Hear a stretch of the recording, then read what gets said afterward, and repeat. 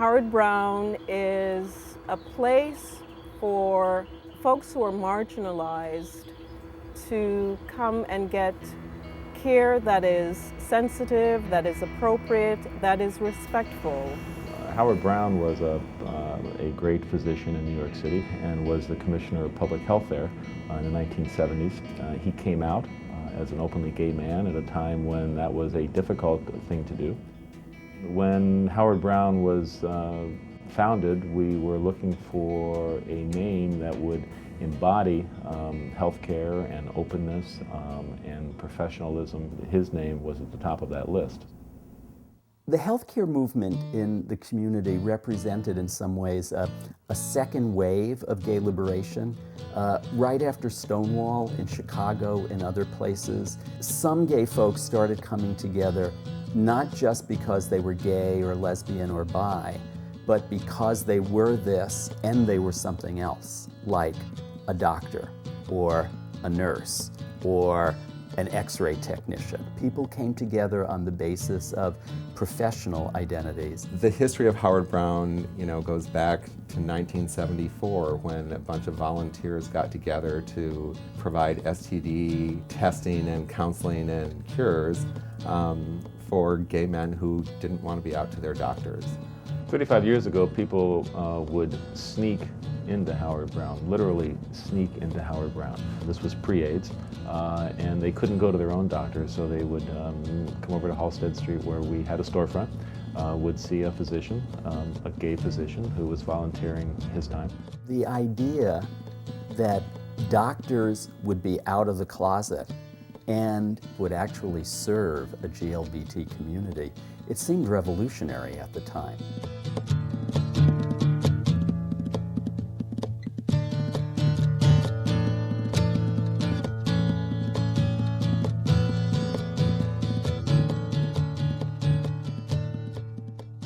The movement of self-preservation around HIV and AIDS very much grew out of the women's movement. A tremendous amount of lesbians and feminists came forward and did a lot of work on HIV and AIDS. And that was in part because they understood the connection between health and politics. And then a whole generation of gay men, I think, were educated very quickly because their lives depended on it. We had to take care of our own. No one else would take care of us. People were dying in our arms on a daily basis. Howard Brown mounted a response to AIDS that even in retrospect seems incredible, operating almost entirely through the love of volunteers. And now, 30 to 40 years later, an organization like Howard Brown has become a community institution. That's a huge change, and it has changes that go beyond just healthcare. It creates and strengthens a sense of community. People, for the most part, don't sneak into Howard Brown anymore. They come, they walk through the doors proudly. I had a doctor when I was pregnant with Kenyatta working for Howard Brown, Dr. Shug. Well, after help from him, my daughter would have had HIV. She don't have it. Howard Brown never turned me away when my insurance ran out. Howard Brown has been supportive in all of my transition. The doctors care, the staff care. You can sense and feel that. And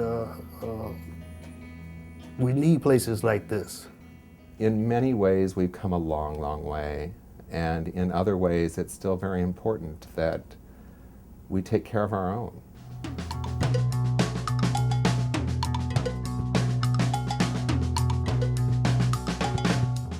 It is astounding how many programs, how many projects that we have ongoing here at Howard Brown in such diverse areas. There are so many things that Howard Brown does because they just are doing them. We provide a full panoply of services for the lesbian, gay, bisexual, transgender community.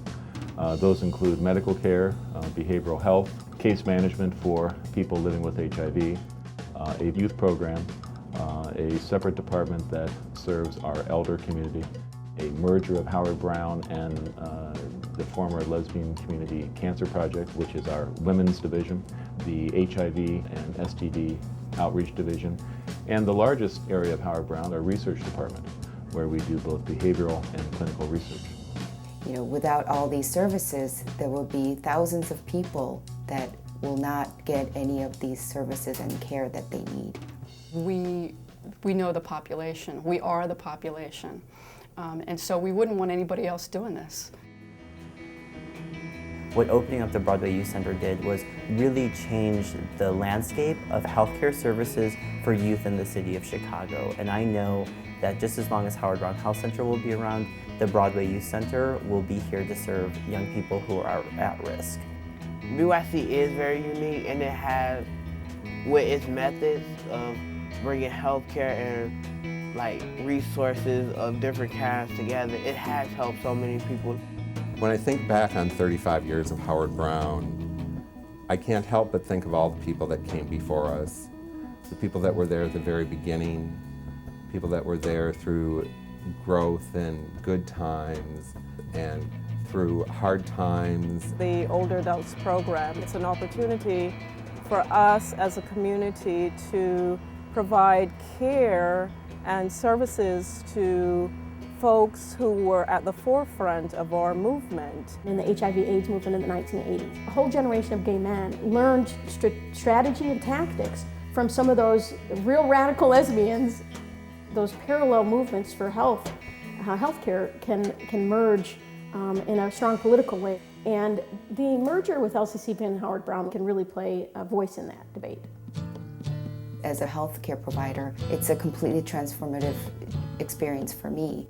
Not only are we caring for people in their health, but in their sickness. It's a matter of giving somebody who may not have access to services, giving them the services that I think we all deserve. And Howard Brown offers those things, and I want to bring those things to my community.